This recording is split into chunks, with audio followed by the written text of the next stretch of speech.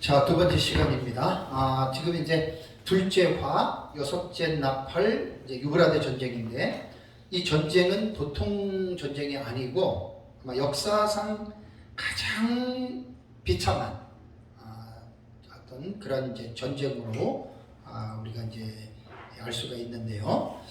이제 14절까지 전 시간에 제가 말씀을 드렸는데, 여기 보면은 이제 유브라데에 결박한 내 천사를 놓아주라라고 하는 이제 7장 1절에 이제 거기에서 그 땅 네 모퉁이에 내 천사가 서서 땅의 사방에 바람을 붙잡아 바람으로 하여금 땅이나 바다에나 각종 나무에 불지 못하게 하더라라고 하는 말씀과 연결된 말씀입니다. 그래서 그 부분들을 잘 여러분들이 이제 기억을 해야 되고요.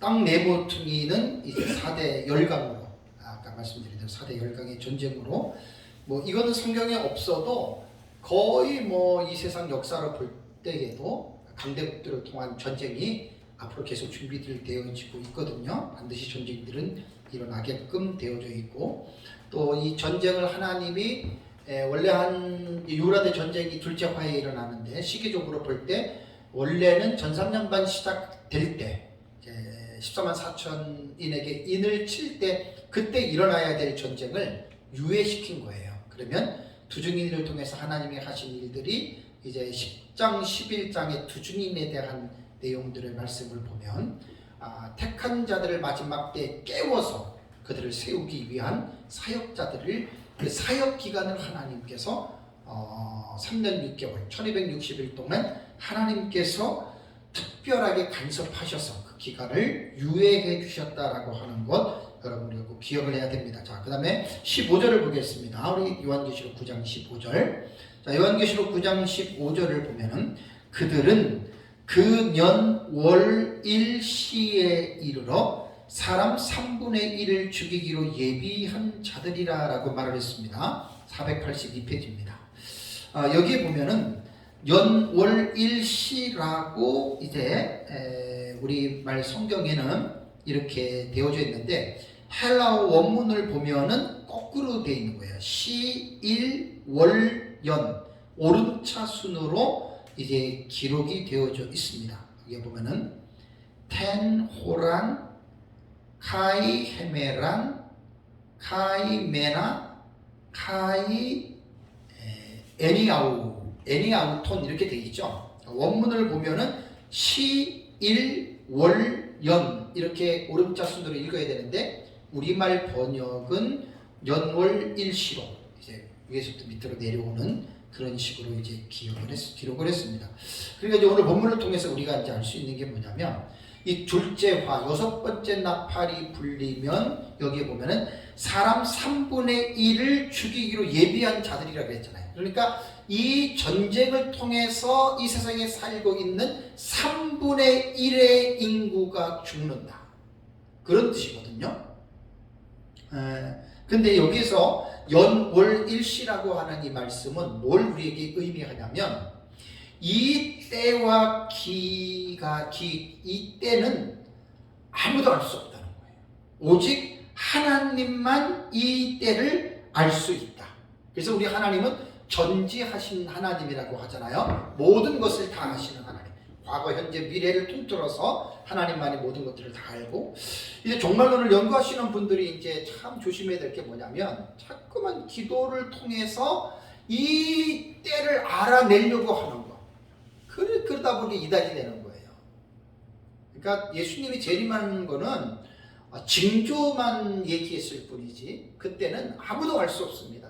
뭐 예수님 자신도 모른다 그랬잖아요. 그 날은 오직 하늘에 계신 아버지밖에 모른다라고 말씀을 했기 때문에, 종말론을 연구하는 사람들이 뭐 신비주의 성향을 가진 사람들은 반드시 그쪽으로 갑니다. 내가 기도하니까 뭐 하나님이 말씀했고 뭐 하나님이 이런 것들을 정말로 조심해야 됩니다.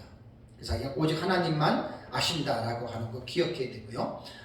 이제 사람 3분의 1이 죽는다라고 했을 때, 제가 책을 쓸 때는 76억인데 지금은 벌써 80억이 넘었잖아요. 그죠? 80억의 3분의 1이면 26억 6천만 명이 넘습니다. 여러분 한번 생각을 해보십시오. 역사상 지금까지 전쟁을 통해서 뭐 몇백 몇천 명 죽었다 하더라도 그 인구하고 지금 여기에 둘째화인 유브라데 전쟁에서 3분의 1이면 지금 현재의 인구로 볼 때 26억 6천만 명 이상이 죽는다라고 하는 걸 여러분 한번 생각해 보십시오. 끔찍하지 않습니까? 저는 참 뉴스를 보면서 화가 나는 게 뭐냐면 러시아가 우크라이나를 계속 공격해서 뭐 이번에도 보니까 오데사 항구 쪽에 뭐 그거 어떻게 보면 깡패지요, 깡패. 그죠? 힘세다고. 막 일방적으로 막 공격하고 있잖아요. 근데 이게 세상이라는 거 원래 그런 거예요.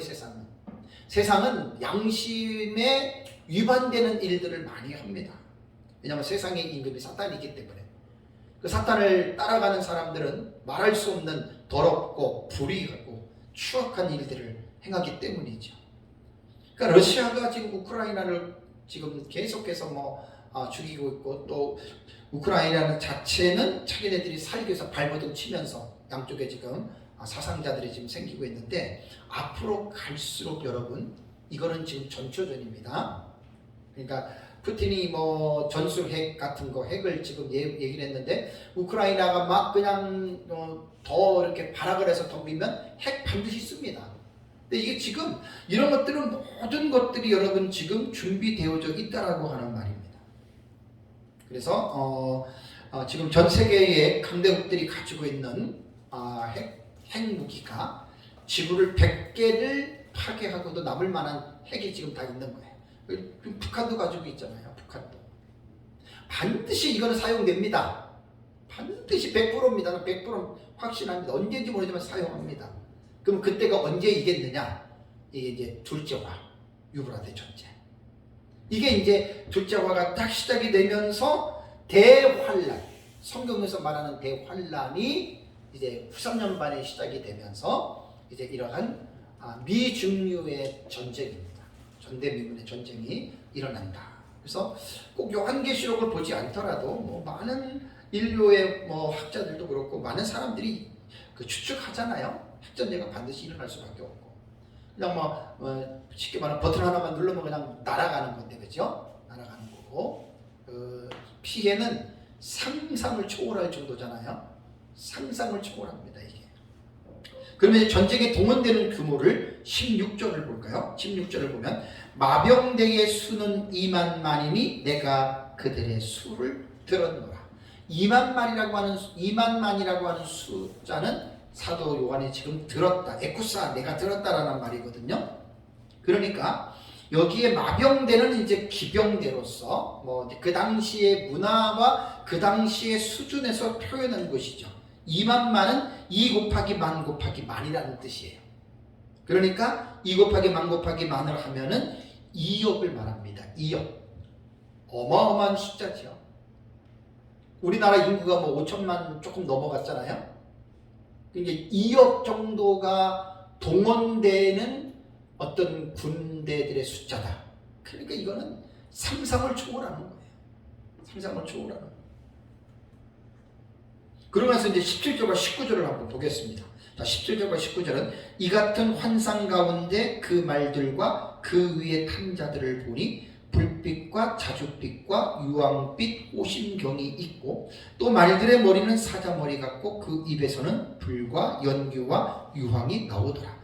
이 세 재앙 곧 자기들의 입에서 나오는 불과 연기와 유황으로 말미암아 사람 3분의 1이 죽임을 당하니라. 3분의 1이 죽잖아요. 3분의 1이. 이 말들의 힘은 입과 꼬리에 있으니 꼬리는 뱀 같고 또 꼬리에 머리가 있어 이것을 해야 하더라. 자, 17절과 19절의 내용은 전쟁의 상황을 묘사하는 겁니다. 전쟁의 상황을. 근데 이 전쟁으로 말미암아 3분의 1이 죽어요. 그럼 여기서 우리는 생각을 해봐야 되냐면, 사도 요한이 이 지금 둘째화의 유브라데 전쟁을 통해서 3분의 1이 죽는 것은 그 당시에 사람이 죽는다는 말이 아닙니다. 그러니까 요한이 기록하고 한 2000년이라고 하는 세월이 지났잖아요. 아직도 이 전쟁이 일어나지 않았어요. 언제 일어날지는 모르지만 사도 요한은 후에 일어나는 이 전쟁의 상황을, 이것은 인간으로서는 상상도 못하지만 하나님은 모든 일을 하실 수가 있잖아요.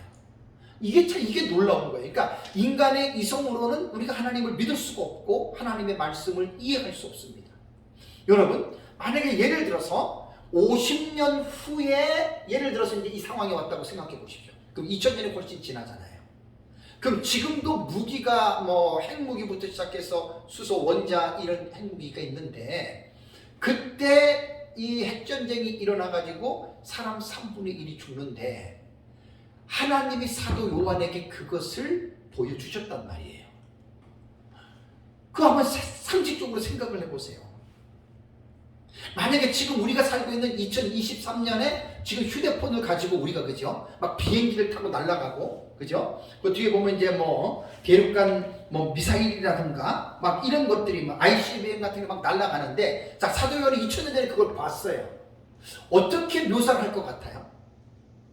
우리는 저거 대륙간 탄도 미사일이야. 저거는 잠수하면서 쏘는 핵 미사일이야. 우리는 이름을 딱딱딱 얘기를 할 수 있지만 사도 요한은 2000년이라고 하는 갭을 넘을 수가 없잖아요. 그죠? 비행기 날아가는 걸 사도 요한이 2000년에 봤다 뭐라고 얘기할 것 같아요? 뭐 쇳덩어리 같은 게 슉 날아가는 거, 그죠? 휴대폰 같은 거, 우리가 지금 휴대폰 탁 가지고 전화하면 사도 요한이 2000년 전에 봤다면 그걸 어떻게 사도 요한이 묘사할 것 같아요? 사람들의 손에 이상한 손바닥만한 걸 들고 뭐 교회도 되고 막 히덕거리고 웃고 다닌다. 그 사도 요한은 그때 2000년 전에 그걸 어떻게 표현했을 것 같아요? 그렇게 나는 이 본문을 보는 거예요. 그런데 주경학자들의 그 주석들을 보면은, 484페이지 뒤에 보세요. 484페이지의 그 맨 밑에 보면 마은스와 그랜트 오스본 같은 이러한 학자들, 전천년 학자들입니다. 현대 무기에 대한 예언으로 보는 것은 빈약하다고 주장을 했습니다. 역사도 전천년 마은스하고 그랜트 오스본은 유명한 학자들이거든요. 그러니까 지금 이거를 현대적인 무기로 안 봐요.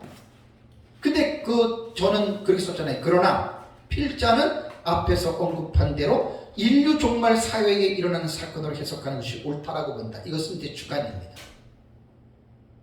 그래서 다시 17절과 19절을 보면 이 사람 3분의 1이 죽는 이 전쟁을 묘사한 것이, 말들과 그의 탕자들을 보니 불빛과 자주빛과 유황도 호신경이 있고 말들의 머리는 사자머리 같은 것, 입에는 불과 연기와 유황이, 도대체 이게 뭔 말일까요? 사도 요한은 이렇게 표현할 수밖에 없었던 거예요. 그래서 여러분 제 책을 보시면은 올해 수년 전입니다. 이스라엘이 시리아에 주둔하고 있는 이란 진영에 100여 발의 미사일을 폭격한 바가 있어요. 이 야밤에 촬영한 영상들을 우리는 뉴스를 통해서 다 봤지요. 그때 봐보세요. 꼬리에 그냥 불빛 같은 게 슉 날아가고, 그죠? 그리고 그냥 쾅 터지고, 이제 그런 상황이라는 말이에요, 지금.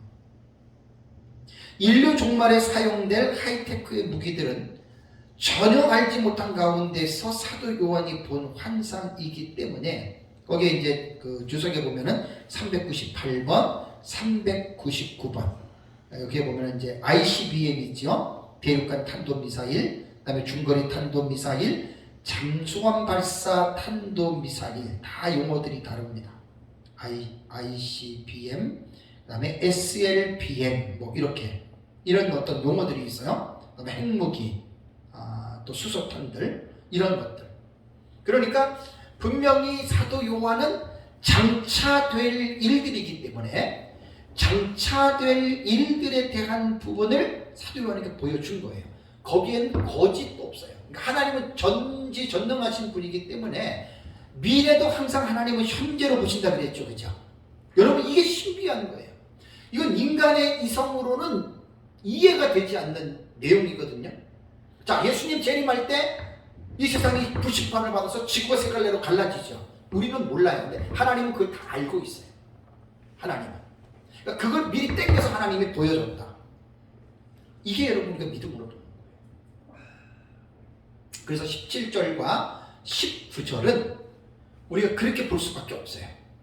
사도 요한이 분명히 2000년이 훨씬 지난 이후에 이제 미중유의 전쟁인 유브라데 전쟁을 통해서 사람 3분의 1이 죽는 이 대참상을 사도 요한은 그 당시에 이렇게까지밖에 쓸 수밖에 없었다는 거예요. 말의 꼬리에서 뭐가 나오고 입에서 뭐 불과 연기가 막 유황으로 막 나오고 그것 때문에 사람 3분의 1이 죽었다는 거예요. 우리는 딱 우리 시대에는 이해가 되잖아요, 그죠? 미사일 하나, 핵폭탄 하나에 엄청난 사람이 죽는 것을 우리는 충분히 이 시대는 이해를 할 수가 있습니다. 자, 그 다음에 20절과 21절을 보겠습니다. 자, 20절과 21절을 보면 이 재앙에 죽지 않고 남은 사람들은 손으로 행한 일을 회개하지 아니하고 오히려 여러 귀신과 또는 보거나 듣거나 다니거나 하지 못하는 금, 은, 동과 목석의 우상에게 절하고 또 그 살인과 복술과 음행과 도둑질을 회개하지 아니하더라라는 말이 나옵니다. 20절과 21절을 보면 그러니까 둘째 화의 재앙에서 죽지 않고 남은 사람은 3분의 2가 살아남았습니다. 80억으로 말을 한다면 40한 7, 8억 정도 되는 사람이 아직도 살아남아 있다라고 하는 말입니다. 그런데 여기서 살아남아 있는 사람들이 특징을 뭐라고 이야기를 하냐면 오히려 여러 귀신과 또는 보거나 듣거나 다니거나 하지 못하는 금원동과 목소리 우상에게 절하고 그 살인과 복술과 음행과 도둑질을 뭐하지 않는다? 회개하지 않는다. 그러니까 이 둘째화의 유브라데 전쟁은요 하나님의 심판이란 말이에요.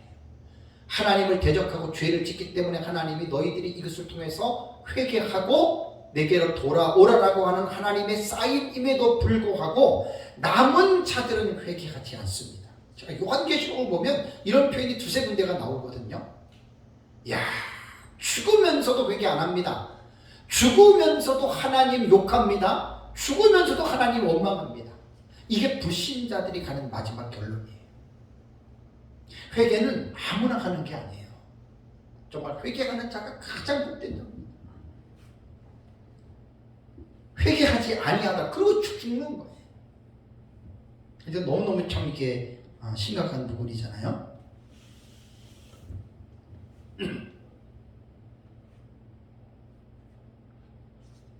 사실 이제 요한계시록 안에서 우리가 이렇게 보면은 한일해가 7년이라고 하는 기간이 시작이 되면서 이제 후 3년 반이 우리는 대환란의 기간으로 봐요.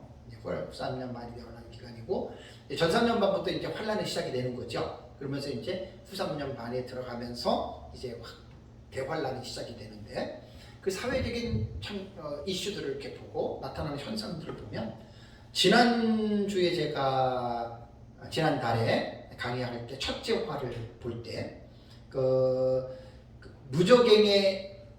무적행으로 열쇠를 열었다 그랬잖아요, 그죠? 공중에서 떨어지는 별이 하나 있었잖아요. 그게 사탄이거든요.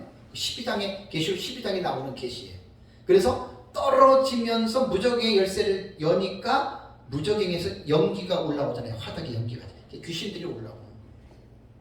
그리고 이제 첫째 화가 벌어지기 전에는 이제 보면은 미가엘과 용의 전쟁이 12장에 시작이 되잖아요. 그래서 사탄이 그 공중의 전쟁에서 지잖아요. 그리고 자기의 쫄개들을 데리고 지상에서 있을 것이 하늘에서 있을 곳을 얻지 못하고 땅으로 떨어지잖아요. 그리고 무적행에서 귀신들이 올라오잖아요. 한번 생각해 보세요. 끔찍해요. 마지막 때는 정말로 끔찍합니다. 그러니까 악한 영들의 사탄 천하의 시대가 오는 거예요. 그래서 이제 계시록 18장 2절을 보면 이 세상이 귀신의 처소가 되었다 이 말을 하는 거예요. 상상을 초월합니다. 소름이 돋아요. 소름이. 18장 2절을 한번 다시 읽어볼게요. 소름이 끼친다니까요. 이런 거 읽으면 성경을 그대로 읽으세요. 자, 계시록 18장 2절 읽겠습니다. 힘찬 음성으로 외쳐 이르되 무너졌도다 무너졌도다 큰 성 바벨론이여. 큰 성 바벨론은 세상이에요. 어떻게 됐다고요? 귀신의 처소와 각종 더러운 영이 모이는 곳과 각종 더럽고 가증한 새들이 모이는 곳이 되었도다. 이 세상이 그렇게 되는 거예요. 끔찍하지 않아요? 소름이 돋는 거예요, 소름이.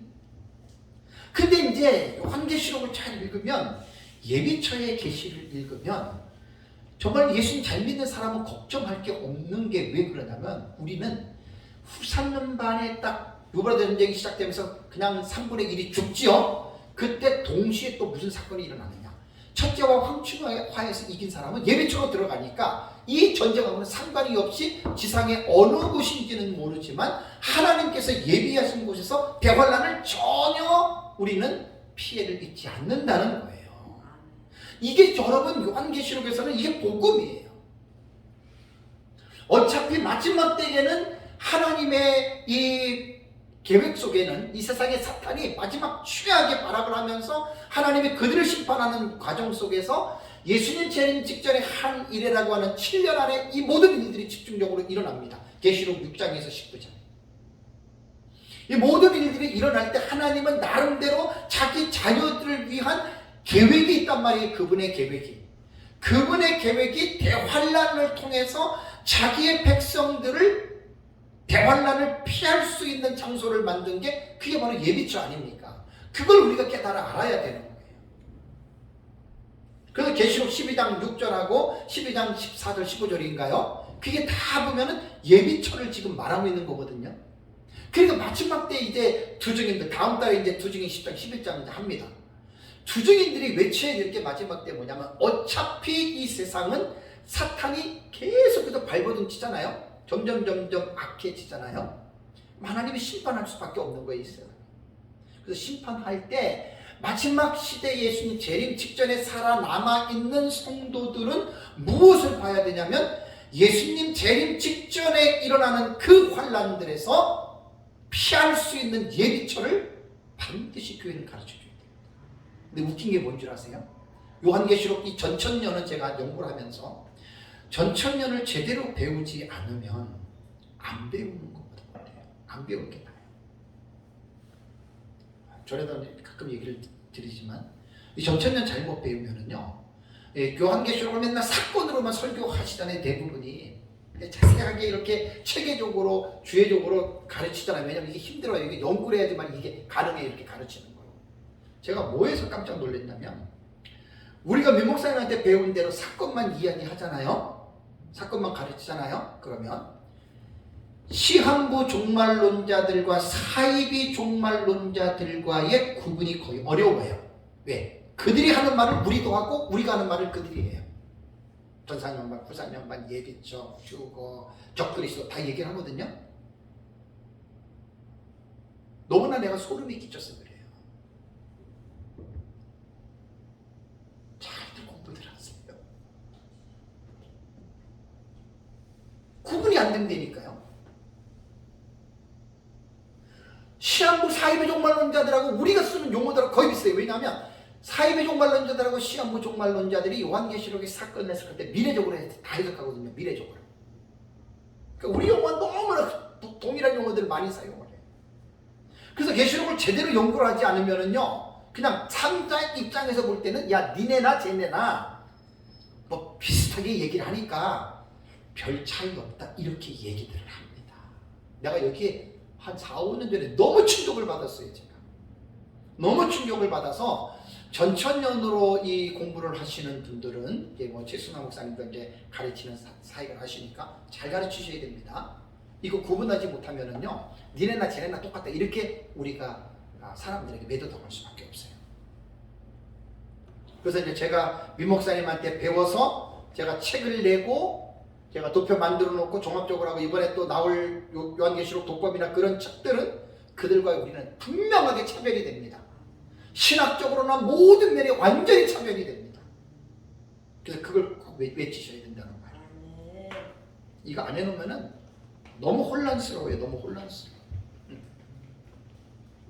그래서 세상은요, 유브라데 전쟁이 일어날 때 93년간 딱 들어가면 상상을 초월하는 이러한 대환란이 이루어진다는 거예요. 그래서 하나님은 정말 자기 백성들, 그 대환란에서 하나님은 그들이 빠지지 않고 보호해 주기를 원해요. 근데 여기서 우리가 하나 오해를 하면 안 될 것이, 자, 우리가 구원을 받는 데에는 인간의 행함이나 노력이 전혀 필요 없어요. 그렇죠? 우리는 허물과 죄로 죽었던 자들이기 때문에 100% 하나님의 은혜로 우리는 구원을 받는 거예요. 인간의 행위는 아무 소용도 없어요. 근데 구원받은 우리가, 자, 구원받았어요? 하나님의 자녀가 됐어요? 그러면 구원받은 우리가 이 세상을 어떻게 살아야 되냐면, 하나님은 인간에게 자유의지를 줬어요. 그리고 인간에게 책임감을 부여하십니다. 이거 잊어버리면 안 돼요. 장로교 신학을 하신 목회자들 중에서 하나님의 절대 주권을 강조해야 되는데, 하나님의 절대 주권을 강조한다라고 하는 말은 인간의 책임이 없다는 말이 아니에요. 하나님이 절대적으로 모든 일을 주관하신다고 해서 인간이 어떤 일을 하지 않아도 된다는 말이 아니란 말이에요. 절대 주권은. 하나님께서 모든 일을 행하시는 절대 주권의 하나님이지만은 인간은 인간으로서 해야 할 책임감을 잊어버려서는 안 된다는 말이에요. 그러니까 같이 강조를 해줘야 되는 거예요. 자, 구원은 믿음으로 값없이 우리가 그냥 받았지만, 구원받은 사람들은 이 세상을 하나님의 뜻을 따라서 순종하는 것은 누가 결정하는 거예요? 자기가 결정하는 거예요. 그래서 하나님은 인간을 책임적인 존재로 지으셨기 때문에, 당신이 내가 술을 마실 수도 있고 안 마실 수도 있잖아요. 그죠? 하나님이 우리에게 뭐 마시지 못하게 하고 마귀가 우리에게 마시게 합니까? 그렇게 말하면 안 돼요. 인간에게는 의지를 주었잖아요. 하나님이 선택할 수 있고 행동할 수 있는 의지의 권한을 인간에게 주었기 때문에 내가 결정하는 거예요. 이걸 강조하셔야 돼요. 그러니까 예비처라고 하는 대환란 가운데 들어가는 거, 하나님께서 그냥 믿는 자라고 다 등 떠밀어서, 예를 들어서 하나님이 예비처 들어가고 너네는 예를 들어서 환란을 당하지 않는다, 그럴 것 같으면 걱정할 게 하나도 없죠. 이 말은 되게 무서운 말입니다. 인간의 책임 자체를 등한시해버리는 거예요. 하나님의 선택된 이스라엘 백성들이 왜 멸망했습니까? 왜 멸망했습니까? 하나님의 율법을 불순종했잖아요. 누가 불순종했어요? 자기들이 불순종했잖아요. 그죠? 하나님 믿으면 다 구원받은 다 되고 하나님이 모든 것들을 다 알아주신다. 그건 거짓말입니다. 인간은 모든 행동을 선택할 수 있는 그 책임이 인간에게 각자에게 있어요. 그래서 구원을 받았지만 이 세상에 살면서 우리가 하나님의 말씀을 통해서 옳고 그른 것을 우리가 구별하고 분별해서 성경은 오른쪽으로 가라고 우리에게 교훈하고 있어요. 그래서 신명기에 보면 나오잖아요. 사망의 길과 생명의 길, 두 길을 하나님이 우리에게 주셨지요. 그리고 하나님이 뭘 촉구해요? 너희가 생명과 복을 받기 위해서 그 길을 선택해라 그랬죠. 이걸 강조하셔야 된다는 말이에요. 신앙생활 할 때. 자기가 잘못 선택해놓고 자기가 잘못 판단해놓고 왜 죄 없는 하나님을 끌어들여서 하나님 이렇게 힘들이 저렇게, 그거 좀 웃긴 사람들 아니에요? 그 정말 웃긴 사람들이에요. 내가 선택한 거예요. 내가. 그래서 예비초도 하나님이 무조건 구원받은 자들을 다 등 떠밀어서 넣는 게 아니에요. 그러면 인간의 책임은 하나도 없잖아요. 인간의 책임 하나도 없고, 그럼 인간은 로봇이죠. 하나님 인간 그렇게 만든 게 아니에요. 처음 인간을 만들 때부터 아담과 하와를 범죄하기 이전에 에덴 동산에서 따먹지 말라 그랬잖아요. 따먹을 수도 있고 따먹을 수도 있고 따먹지 않을 수도 있는데, 그건 누가 결정하나? 니네가 결정하라고 그 자유의지를 준 거예요. 죽을 때까지 이거 가지고 가야 됩니다, 여러분. 죽을 때까지 구원받아도 이 자유의지는 내가 결정하는 것이기 때문에 꼭 이건 잊어버리시면 안 된다.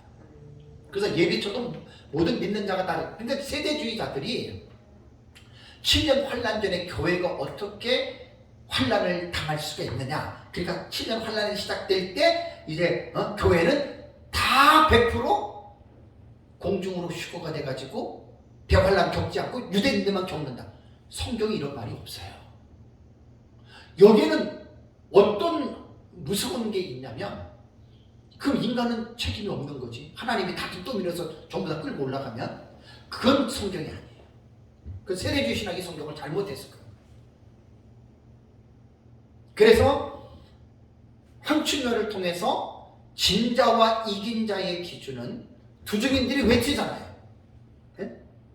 짐승의 표 받지 말고 깨어 있어서 성령으로 충만해서 세상과 짝하지 말고 하나님의 말씀에 순종해서 여러분들이 믿음에 깨어 있어서 예수님의 재림을 앞두고 거룩한 삶을 사십시오. 이 말을 듣고 순종한 자들, 그들이 여러분 예배처에 들어간다 그 말이에요. 교회만 다닌다고 다 들어가는 게 아니라.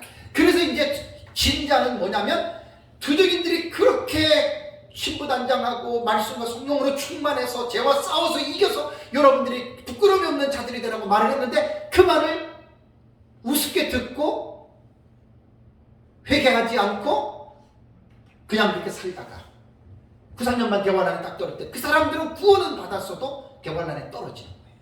그래서 여러분 대환란에 떨어지는 사람들 여러분 이렇게 얘기하면 안 됩니다. 대환란 떨어졌다고 그 사람 지옥 갔다 그렇게 말하면 안 돼요. 영혼은 구원은 받는 거예요. 영혼은 성도들이 구원받는 거는 구원받는 건데 이제 구원받은 사람이 자기가 하는 행동에 있어서 자기가 예배처를 들어가면서 자기가 거부한 거예요. 그 사람에게 책임이 있는 거예요. 그래서 이제 택한 자들도 이긴 자가 되지 아니하면 황충혈을 통해서 대환란에 떨어지면 벌써 딱 떨어지자마자 어떻게 돼요? 유브라데 전쟁을 통해서 구원받은 사람 3분의 1 중에 그 여자의 남은 자손들 미련한 처녀들이잖아요. 몇 명인지는 몰라도 핵전쟁에 죽을 수 있어요. 그럼 핵전쟁에 죽었다고 그 사람이 지옥 가느냐? 영혼은 천국 가지요. 대신에 그 고통 속에서 죽는다 그 말이에요.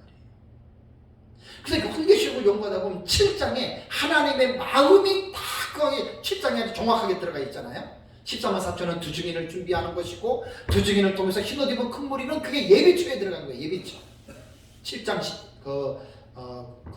9절에서 17절까지는 흰옷 입은 큰 무리는 구원받은 사람의 모습을 말한 게 아니라 예비초에 들어가 있는 모습들.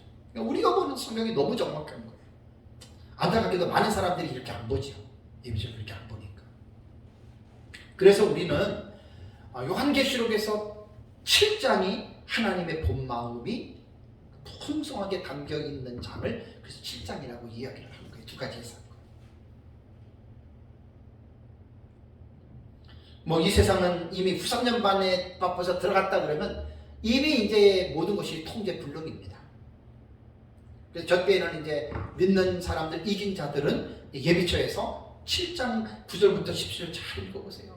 밤낮 하나님 앞에서 예배하고 경배하고 이제 믿는 자들은 그렇게 했고 떨어진 사람 미련한 여자의 남은 자손들이 이제 후삼년반에 떨어져서 이제 이때는 문제가 딱 이슈가 하나예요.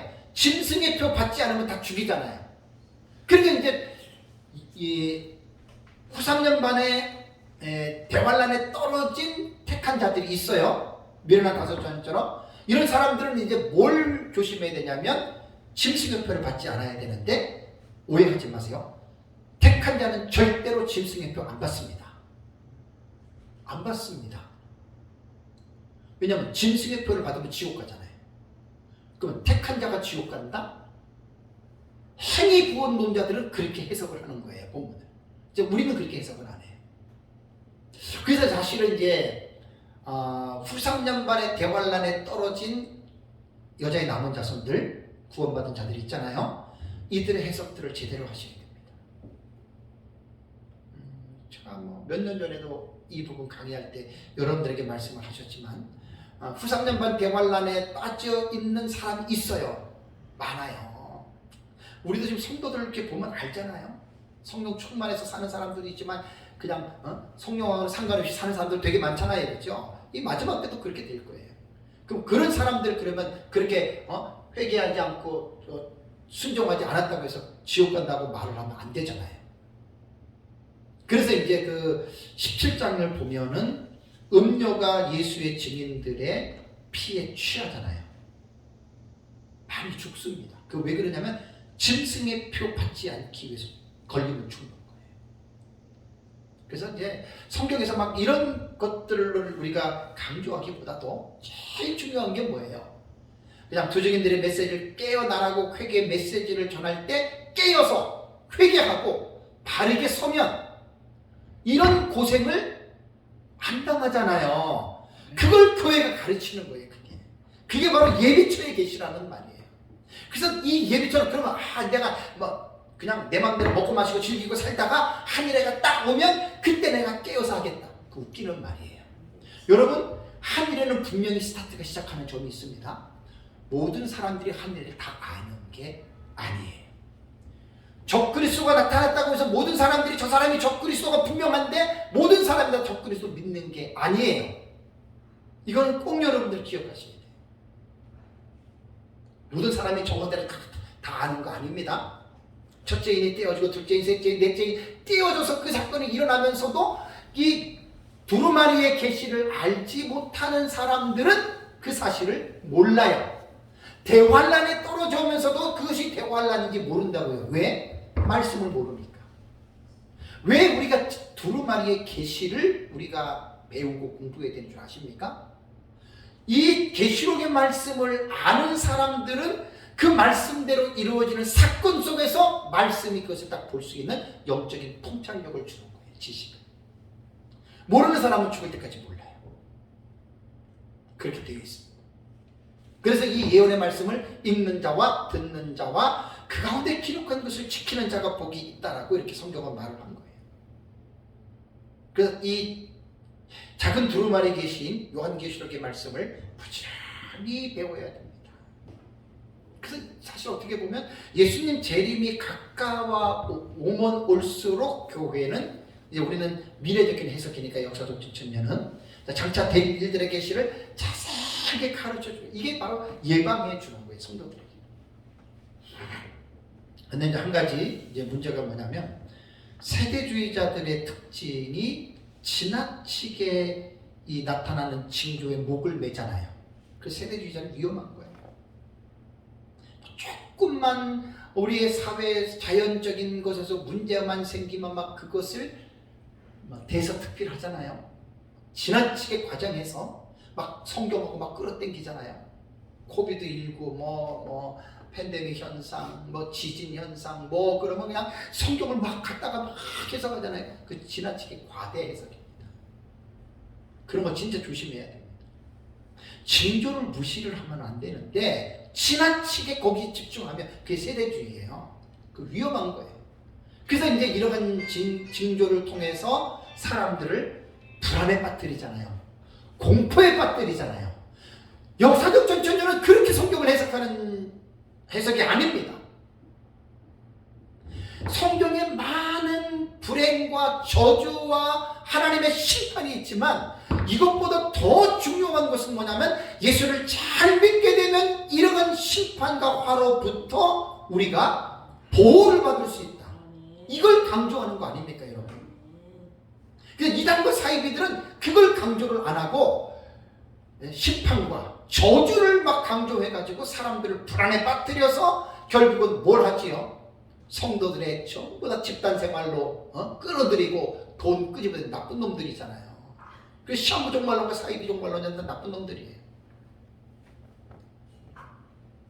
세대주의 단점은 많지만 징조에 너무나 목을 냈기 때문에 성도들에게 불안과 공포를 조장합니다. 역사적 전천년은 그게 아닙니다. 불안과 공포보다는 대환란 속에서 하나님이 보호하시는 예비처가 있음을 가르쳐주고, 그래서 이제 결론은 뭐지요? 근신하여 깨어서 거룩한 삶을 살아가라. 그걸 강조하는 거예요, 역사적 전천년. 그리고 예수 잘 믿으면요 이런 것 상관이 없는 거잖아요. 근데 어쨌든 성경을 볼 때에는 대환란에 빠지는 성도들 많습니다. 그 자기 몫이 자기가 그것을 선택을 그렇게 했기 때문에 그래요. 그래서 우리가 이제 성경을 가르칠 때 성도들에게 책임감을 많이 고취시켜줘야 됩니다. 책임감을 고취시켜줘야 돼요.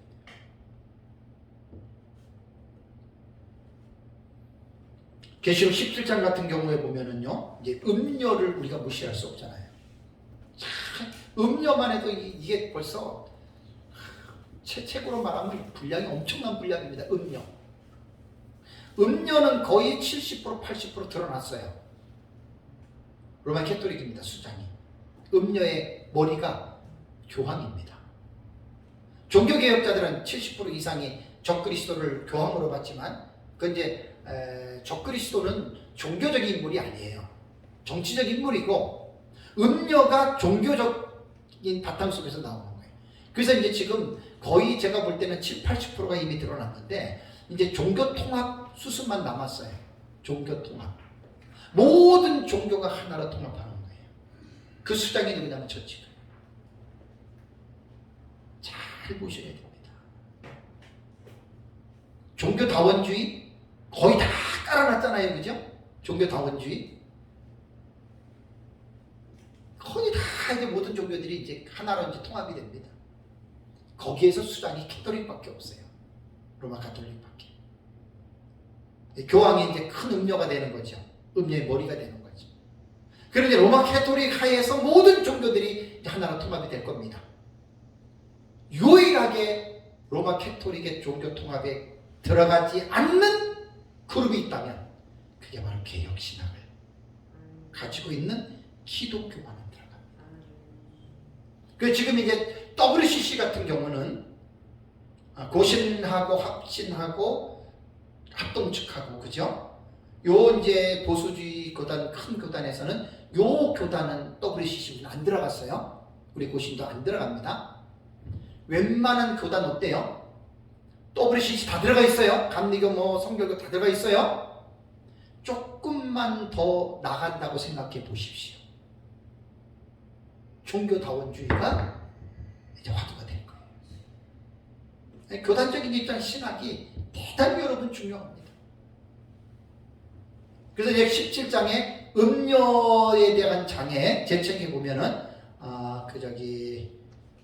그 교수님 누구죠? 최덕성 교수님 거 글을 제가 허락을 받아가지고 아주 그 좋은 글입니다. 꼭 여러분들이 이거 한번 읽어보세요. 너무너무 좋은 글이에요. 17장 뒤에 보시면 최덕성 교수님의 글인데 이거 이단보다 더 유해한 복음주의자들 제 책 747페이지입니다. 최덕성 교수님이 2004년에 에큐메니칼 운동과 다원주의의 머릿말과 맺은말을 감춘 글입니다. 이걸 제 책에 747페이지 10몇 페이지 정도를 그대로 내가 허락을 받아서 집어넣었는데 제목이 보세요. 이단보다 더 유해한 뭐지요? 복음주의자들 그랬잖아요. 복음주의자들. 차라리 이단은 이단이기 때문에 괜찮은데 건조는 교단이라고 말하는 복음주의자들. 이 최덕성 교수님은 역사신학을 전공하신 분이세요. 하버드에서 공부하셨고 아주 참 훌륭한 분입니다. 거기 보면은 이제 한국 개신교를 대변하는 교회 연합단체들이 여러 갈래로 나누어져 있다. 하나로 통합되어야 한다는 목소리가 높다. 합동, 고신, 합신, 순복음 등 몇 개 큰 교단들은 최근 독자적인 연합기구를 만들려고 뜻을 모았다가 추진을 일시에 중지하고 사태를 관망하고 있다. 에큐메니칼 종교연합이거든요. 여기서 이제 WCC가 이제 나온 거예요. 이거 정말 여러분 심각한 겁니다. 이거 한번 꼭 읽어보세요. 아주 대단한 분입니다. 천주교는 그렇게 우리가 생각하는 그렇게 뭐 좋게 볼 만한 단체가 아닙니다. 말도 못하게 기독교를 대적하는 종교가 로마 캐톨릭입니다. 그러니까 지금 마지막 때에는 이 신학적인 입장이 분명하지 않으면 목회자들이 그 구분을 못하는 거예요. 신학적 입장이 되게 중요한 거예요. 신학. 목회자가 어떤 신학을 했느냐에 따라서 그대로 모든 것들을 보게 되어 있습니다. 신학적 입장에 따라서. 성경도 그렇게 돼요. 그래서 제가 두 증인의 자격에서 계시록 14장 4절에 보면은 여자와 더불어 더럽히지 아니했다. 그건 이제 제 14장 주회를 잘 읽어보세요. 그 부분에 들어가면 제가 신학적 입장으로 내가 그걸 풀었습니다.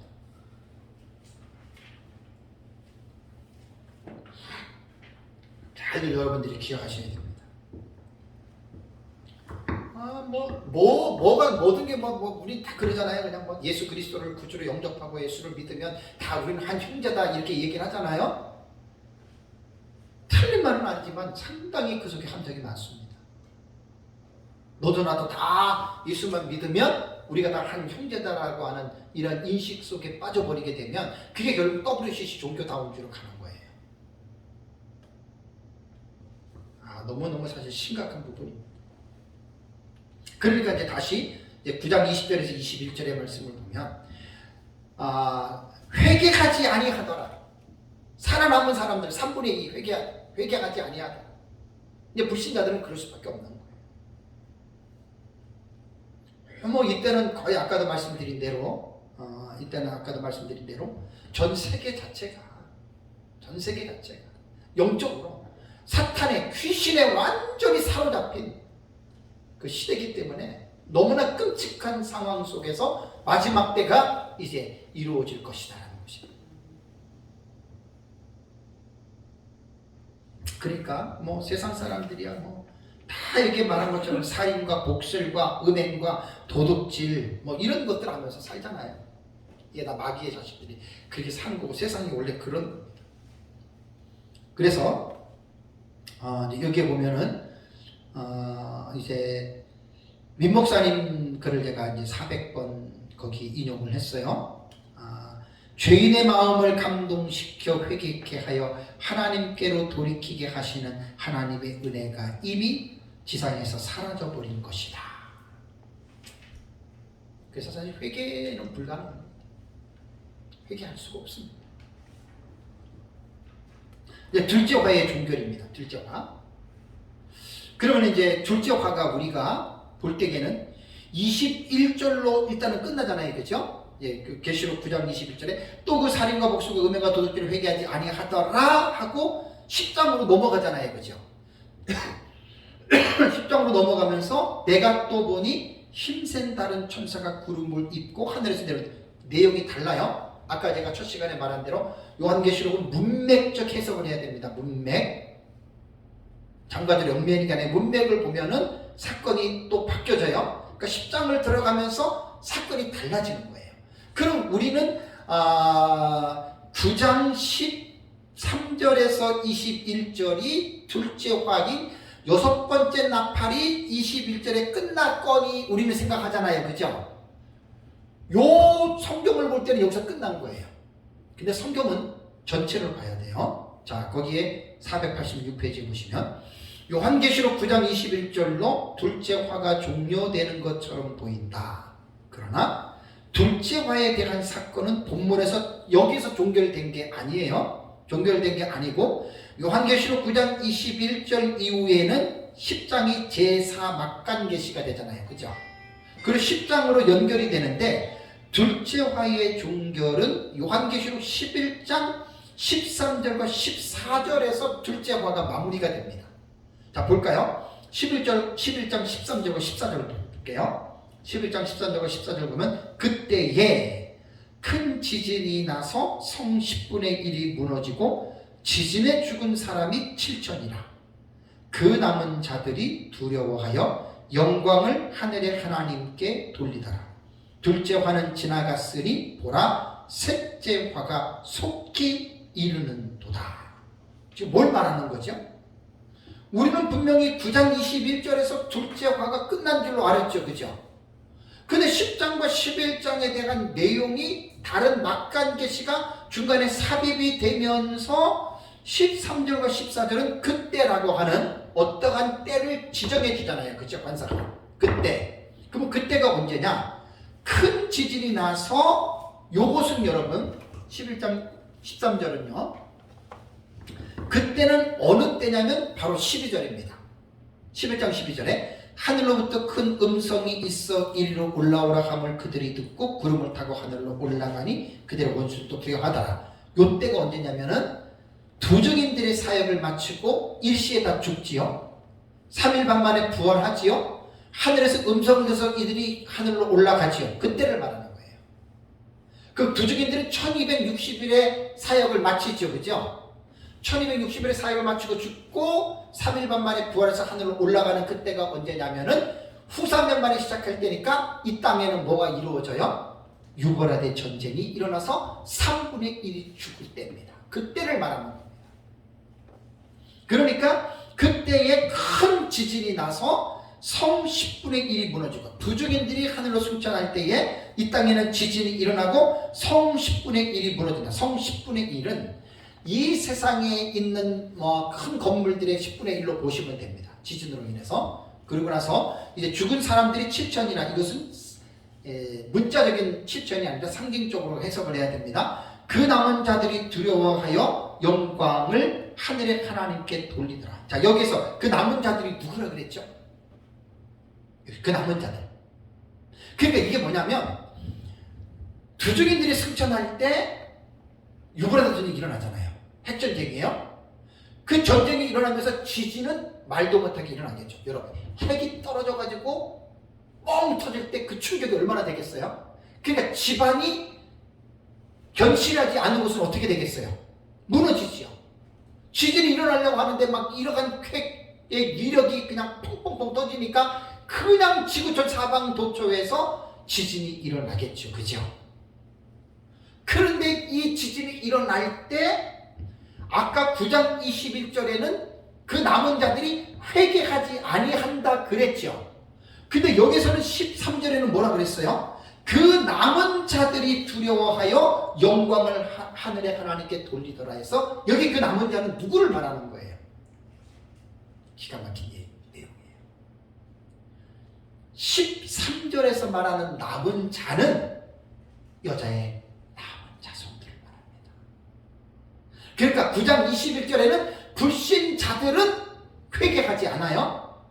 근데 여기서 남은 자들은 구원받은 자들인데 예비처를 들어가지 못하고 남은 자 그 사람들을 말하는 거예요. 이들이 뭐예요? 그 사건을 보고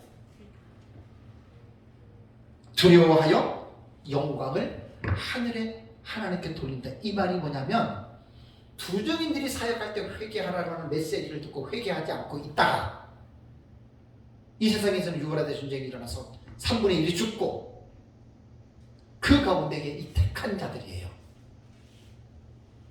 첫째 과에서 이긴 자들은 이미 예비처로 들어갔고 예비처를 들어가지 못한 남은 자들이 비로소 회개하는 거예요. 9장 21절과는 달라요. 회개하지 아니하더라는 남은 세상 사람들이고 두려워하며 여기서 그 사람들은 여자의 남은 자손들로서 구원받은 자들이에요. 이때 이제 가슴을 치겠죠. 땅을 치겠죠. 근데 이때부터는 여자의 남은 자손들은 3년 6개월 대환란을 견뎌내야 됩니다. 많은 사람들이 죽습니다. 이건 이제 후삼년 만에 나타나는 사건들을 여러분 쭉 생각해 보세요. 7 대접 쏟아질 때 한번 생각해 보세요.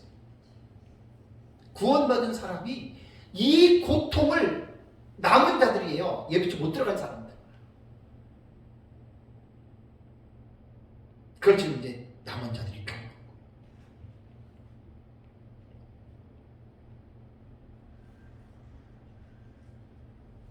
그러니까 우리는 인류 마지막 종말에 어떠한 일이 일어날까? 교회는 여기 관심을 갖다고 하잖아요. 이 세상에서 일어났던 사건 가운데 가장 하이라이트 큰 사건이 뭐겠습니까? 예수의 재림 심판이에요. 그럼 이 중대한 사건을 놓고 하나님이 미리 성경에 교훈을 안 해놨을까요? 당연히 해놨죠. 그게 이제 요한계시록 우리는 미래적인 계시록 그렇게 읽는 거예요. 과거주의자들 같은 경우는 요한계시록 연구할 필요가 없어요. 솔직히 그죠? 과거에다 일어난 사건인데 역사주의자들도 요한계시록 연구할 필요가 없어요. 거의 다 역사주의 90% 일어난 사건으로 해석을 하니까. 무천년이 상징주의자도 요한계시록을 연구할 필요가 없는 게 요한계시록을 안 봐도 구약성경 신약성경 전체를 통해서 상징적으로 교훈은 여기저기서 다 가져올 수 있거든요. 그러니까 그런 사람들은 요한계시록을 계속 연구 안 하는 거예요. 근데 미래주의로 요한계시록을 해석하는 우리 역사적 전천년은 그들과 분명한 입장이 다릅니다. 예수님 재림 직전에 이러한 일이 분명하게 일어날 것이라고 하는 우리는 그 확신을 가지고 역사적 전천년주의자들은 우리는 요한계시록을 지금 연구하잖아요. 그리고 이 연구를 하면서 이러한 일이 앞으로 일어날 것입니다라고 우리는 예언을 하잖아요. 하나님의 말씀을 통해서 정확하게 예언을 하잖아요.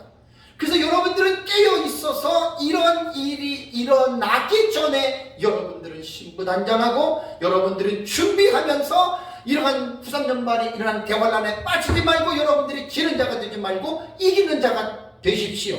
이것을 두 증인들이 마지막 때 가르치는 거예요. 메시지를. 그래서 마지막 때 목회자들의 설교는 어떤 설교가 적합하냐면 기복신앙, 신비주의 신앙. 그게 무슨 설교입니까? 예수 다 믿음 복받고 잘 먹고 잘 살고 그런 사람들은 마지막 때 사명자로 하나님이 쓰지도 않아요. 두 증인 쓰지도 않아요.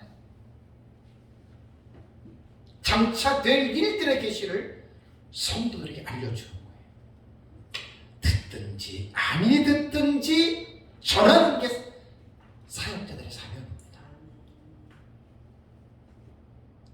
계시록 7교회에 공통적으로 주어진 메시지가 2개가 있죠.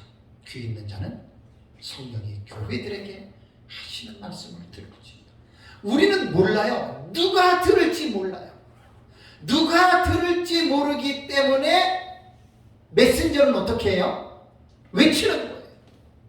제 설교, 제 강의 많이 안 들어요. 그래서 유튜브로 지금 계속 전파되고 있기 때문에 천천하는 거예요. 언제, 어느 때, 어떤 사람이 들을지 제가 어떻게 알아요? 유튜브로 띄워놓으면 하나님께서 올바른 내용이라면 듣게 하실 사람들, 하나님이 듣게 하실 줄 저는 믿는 거예요. 그래서 이렇게 하는 거예요. 누가 들을지 우리는 모릅니다.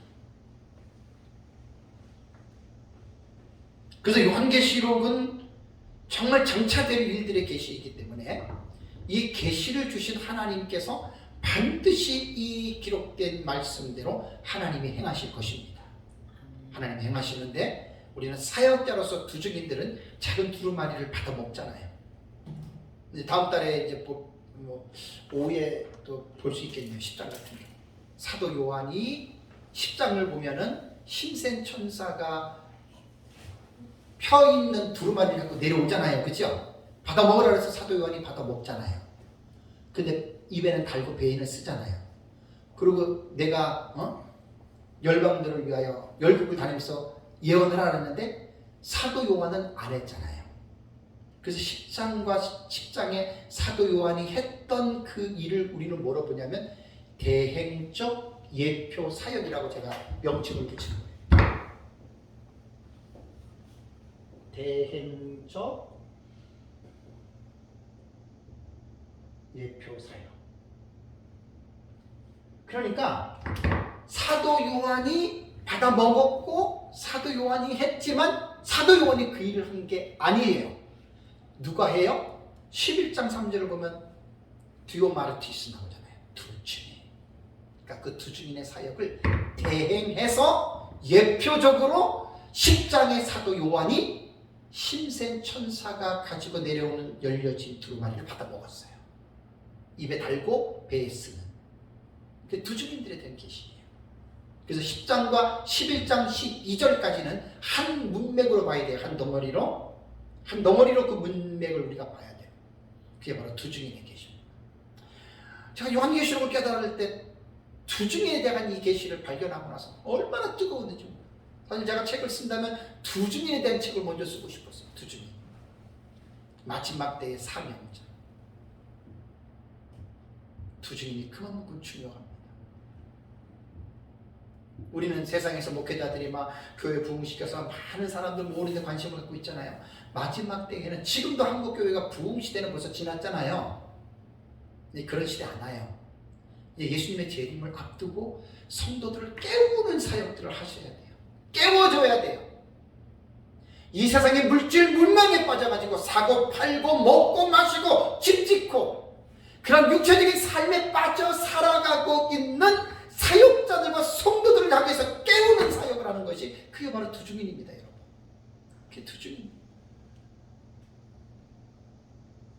누가 이 일을 하겠어요? 이 사실을 모르는 사람들은 이런 일을 할래야 할 수가 없겠죠. 그래서 두중인의 첫 번째 자격이 뭐냐면 작은 두루마리의 계시의 말씀을 알고 먹은 사람만이 두중인이 됩니다. 지금도 요한계시록은 제가 가르쳐 보지만 너무 어려워서 배우기가 쉽지 않아요. 그죠? 전천년 잘못 배우면 큰일 납니다. 지금 제가 누구라고는 말은 안 해도 우리나라의 종말론의 이단으로 판정받고 있는 사람 지금 저 아랫지방 가가지고 몇십 년을 했더라. 많은 사람들이 거기에 지금 젖어 있더라. 내가 몇 사람 딱 얘기를 들어.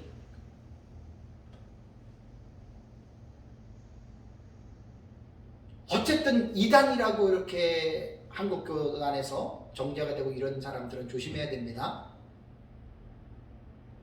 그런 사람들한테 종말론 배우면 특히 역사적 전천년에서 이제 파생된 분들인데 위험합니다. 위험합니다. 신문에 완전히 한 면 전체를 자기 사역에 몇 천만 원씩 광고를 내거든요. 그런 데서 배우면 큰일 나요. 차라리 안 배우는 게 나아. 아까 말씀드린 대로 이단이나 사입이나 똑같이 비슷하게 말하거든요. 그렇게 하면 안 돼요. 말씀을 맺겠습니다. 둘째 화, 그러니까 여섯 번째 나팔이잖아요. 유브라데 전쟁이고 이 세상의 3분의 1이 죽는 정말로 전대미문의 전쟁이잖아요.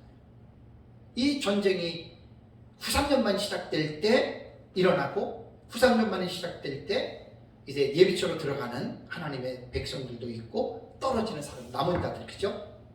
다 왔잖아요. 그들도 있고. 그럼 교회는 성도들에게 무엇을 가르쳐야 되느냐? 그래서 이제 예비처에 들어갈 신앙 안에서 깨어 있어야 돼요. 가면 갈수록 영적인 삶들이요, 되게 모든 것이 편리주의로 가잖아요. 신앙생활도 그렇게 돼요. 여기서 정신을 차려야 돼요. 마지막 때. 네, 쉽지 않습니다. 다들 뭐 예배 없애버리고 모이는 거 없애버리고 되게 편하지요. 코비드19 팬데믹 때문에 교회들마다 구역 예배 없어진 교회들 되게 많아요. 안 드려요. 그래서 밥 먹는 것도 밥 안 먹기가 되게 편하잖아요. 그런 것들 안 해요. 그런 것들을 조심하셔야 돼요. 마지막 때에 이루어지는 사건과 현상들이 그런 식으로 흘러간다는 거죠. 그럴 때 잘 조심해서, 어쨌든 요한계시록은 장차 될 일들의 계시이고 분명하게 일어날 사건들입니다. 이거를 사역자들이 성령의 감동으로 이걸 깨닫는 거예요. 이걸 깨달으면 우리가 안전할 수 있겠어요? 여러분 어떻게 생각하십니까? 인류의 3분의 1이 죽는 이 전쟁이 일어날 것이라고 하는 사실을 깨달았는데 이걸 안전하고 가만히 있겠어요? 그렇지 않아요. 기도하고 마치겠습니다. 살아계신 하나님, 둘째 화, 여섯 번째 나팔 유브라데 전쟁의 참상이 얼마나 비극적인지, 인류의 3분의 1이 죽는 이 전쟁에 대한 계시를 우리가 이 시간에 한번 살펴보았습니다. 장차 될 일들의 계시인 작은 두루마리에 기록한 이 내용의 말씀을 잘 기억하게 해주셔서 우리가 이 땅에 사는 날까지 작은 두루마리의 계시의 말씀을 잘 받아먹고 또 이 말씀대로 살면서 또 이 말씀을 많은 사람들에게 증언하는 복된 사역자들 되게 해 주시옵소서. 예수 그리스도의 이름으로 기도하옵나이다. 아멘. 네.